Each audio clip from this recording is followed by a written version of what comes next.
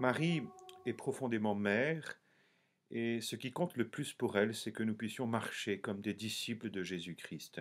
Celui qui veut être mon disciple, dit Jésus, qu'il renonce à lui-même, qu'il prenne sa croix et qu'il me suive. Donc, nous nous consacrons à elle pour être éduqués, car elle est, d'une certaine manière, le modèle du disciple.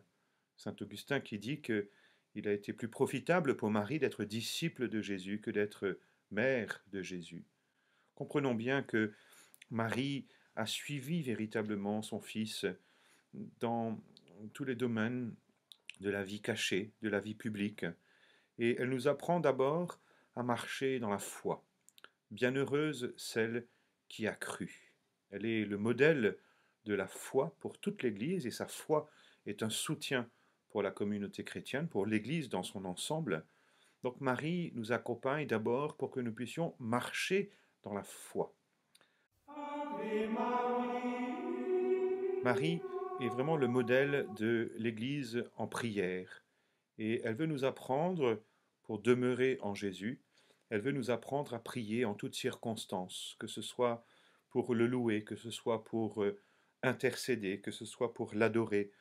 Quelles que soient les différentes formes de prière, Marie est la meilleure éducatrice qui soit, pour nous apprendre à demeurer en Jésus par la prière, en écoutant sa parole et en étant dans ce dialogue avec lui, dans ce mouvement intérieur qui nous nourrit en permanence. Marie veut nous apprendre surtout à demeurer dans l'amour de son Fils.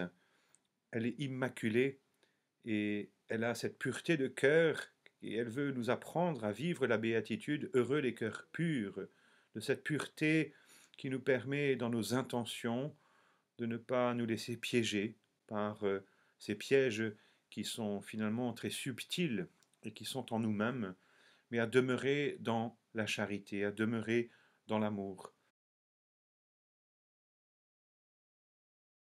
Cet apprentissage, cette éducation va aussi nous entraîner à la vigilance, à plus de vigilance, car il y a dans notre vie, dans chacune de nos vies, un combat spirituel dont nous ne sommes pas toujours très conscients, car c'est un combat subtil. Satan est très fort, il sait comment nous rejoindre dans les failles de notre existence, où il vient nous séduire, et il vient nous faire croire que sa présence est inoffensive, ou parfois même il veut nous faire croire qu'il n'est pas là. Alors Marie nous apprend à repérer dans notre existence à la fois la présence de l'adversaire, mais aussi la tactique de l'adversaire, pour faire preuve de plus de vigilance, sans paniquer, sans nous inquiéter. Oui, elle veut vraiment nous apprendre ce discernement. Elle veut nous apprendre à avancer dans l'espérance, car rien n'est impossible à Dieu.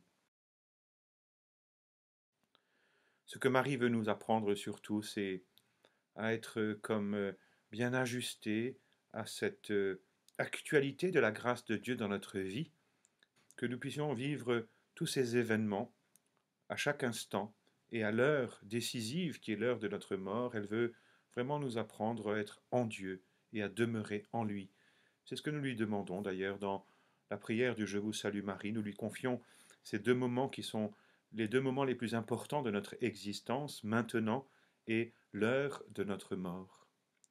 Alors, Vierge Marie, aide-nous à vivre cette démarche de nous consacrer à toi pour que nous puissions mieux nous laisser éduquer par toi, pour que nous puissions mieux vivre en disciples de Jésus-Christ, que nous apprenions à ton école à être ouverts au souffle de l'Esprit Saint, pour être capables de discerner dans les moindres détails de notre vie ce que Dieu attend de nous.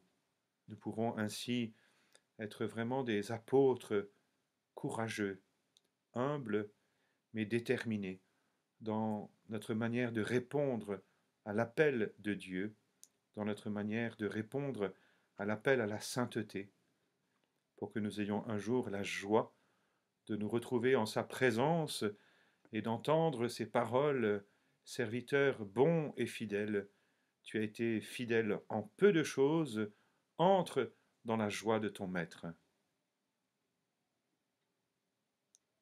Que le Seigneur vous bénisse et qu'il vous aide à bien entrer dans cette démarche au nom du Père du Fils et du Saint-Esprit. Amen.